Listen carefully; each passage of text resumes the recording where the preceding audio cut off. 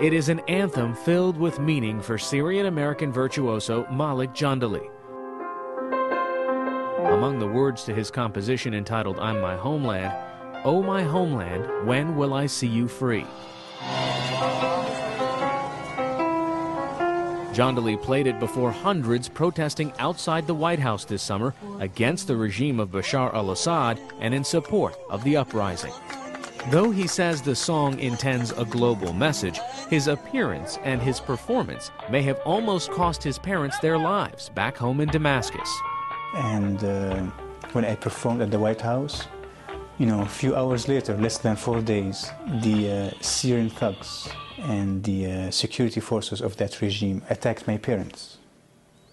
Here's a regime who couldn't stand a 5-minute song. Did you expect them to go after your parents? Yes.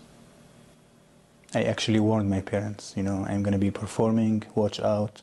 Jandali's 73-year-old father and his 66-year-old mother were attacked in their Damascus home in late July, an assault documented with photos and video a short time later. Thank God they didn't kill them. They handcuffed his hands and they made him watch my mom being beaten. He had tape placed over his mouth, handcuffed, beaten. Mm-hmm. That's my dad. That's my mom after the attack. She's bleeding from her eye and her head. Mm-hmm. You can see her neck too. Shortly after the attack, Jandali's parents were granted emergency visas to be with their son here in the U.S. He's convinced it was not random thuggery or even regime loyalists, but an attack orchestrated by the security forces of Bashar al-Assad. Jandali contends that the attackers acted on information gathered here in the United States. He has feared for his own safety here, and perhaps with good reason. He's received threatening phone calls, and his own website was hacked in mid-December by the Syrian Electronic Army, which plastered a menacing message across the page. How do you know that your parents were targeted because of what you did in Washington? When they were beating my mom, she was screaming, "Why are you killing me? Why are you hitting me?" And they told her, "Well, we're doing this to teach you a lesson because your son is demonstrating against us." I have no doubt in my mind that there is a group of people who are surveilling, monitoring the Syrian American community, and it's managed by the Syrian embassy in Washington. That's a charge the Syrian government categorically denies. But it's not just Syrian expatriates making that allegation. In mid-October, the FBI arrested Mohammed Suwaid, a naturalized citizen from Syria and a former car salesman in Northern Virginia. Among the charges leveled in the indictment, that Suwaid was acting as an agent of the Syrian Mukhabarat, which is their national intelligence service. The indictment alleges he was actively spying on the expatriate community here and passing information back to Syria, where relatives of U.S.-based protesters would then be threatened or killed. Prosecutors say he had protests videotaped for delivery to Syrian agents. Neil McBride is the U.S. Attorney for the Eastern District of Virginia, based in Alexandria. His office is prosecuting the case. If you go through the indictment, it lays out in detail act after act after act of Mr. Suwaid engaging in conduct in which he's clearly trying to conceal, hide, and misrepresent the fact that he's an operative for Syrian intelligence. He's directing other people to make recordings of dissidents and protesters and then providing that information back to the Syrian government. Hello. Hi. Part of the foundation of that case against Suwaid was built on wiretapped conversations he had in Arabic with his wife and with an FBI informant. Suwaid's defenders say the government has misunderstood the tone and content of benign conversations and mistranslated similarly harmless expressions unique to Syrian Arabic. But McBride says there are other parts of the case that link Suwaid to the Assad regime. At a time of immense civil unrest in Syria, the president takes time to meet personally with Mr. Suwaid. Mr. Suwaid has access to the Syrian ambassador here in the United States. He has access to high-level members of the Syrian intelligence agency. His trial is set for May. He is jailed without bail now. Though Suwaid freely admits he's an Assad supporter, his family and associates say he wouldn't risk his and his wife and children's livelihoods here. They insist he's innocent. Suwaid expressed a desire to be interviewed by the NewsHour, but our requests were denied by the authorities who hold him.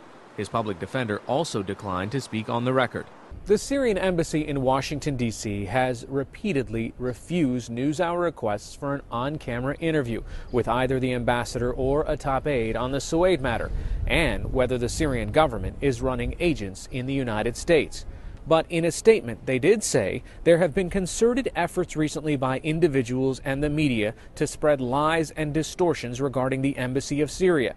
These preposterous allegations claim that the embassy is involved in targeting or intimidating Syrian expatriates in the U.S., which is absolutely untrue. The Syrian American community is divided between support for the uprising and for the Assad regime. At a Syrian Orthodox church outside Washington, not a single parishioner wanted to talk about their riven homeland. The congregation's pastor, Fadi Abdullahad, struck a careful middle ground. We are with those people who ask rightly for their rights. They want it in the right way, going on the streets if they like, demonstrating peacefully, but not with those people who carry arms. Only 10% of Syria is Christian, and the Assad regime has allowed them to practice and even attain high rank in the Syrian government. Some Syrian Christians are cautious to take sides in the uprising, and that caution has been reinforced by the recent travails of Christians in Egypt as Islamists come to the fore. Pastor Abdullahad says no one is without blame in Syria, and every side is spreading its own misinformation. Everyone is engaged in propaganda campaign. The government and the opposition. Everyone, the church even is engaged in propaganda campaign. Everyone campaigns for his political point of views and how he sees what is best for the country.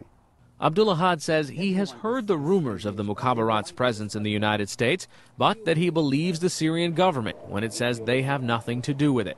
I have heard it through the news, and I have went to the Syrian embassy in D.C. and the statement posted over there that the embassy itself has nothing to do with it, and it never recruited anyone to work for it who is American and who lives in the U.S. Those denials meant little at a recent meeting of the Syrian American Council outside Washington.